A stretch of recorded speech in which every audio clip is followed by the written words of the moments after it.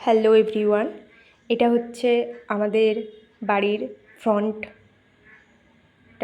খুবই সুন্দর ভিউটা, খুবই যত্ন করে আমার মা।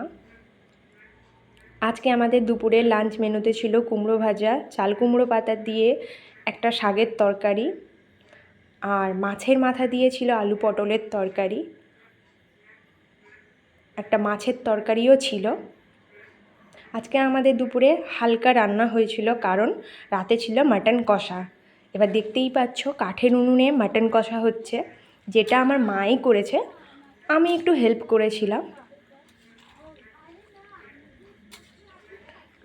কাঠের উনুনে রান্নার স্বাদই আলাদা, খুবই সুন্দর খেতে লাগে।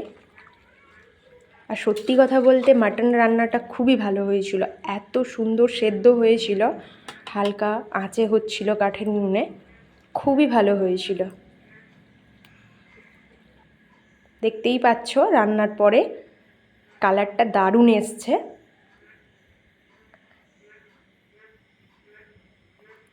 খুব সুন্দর।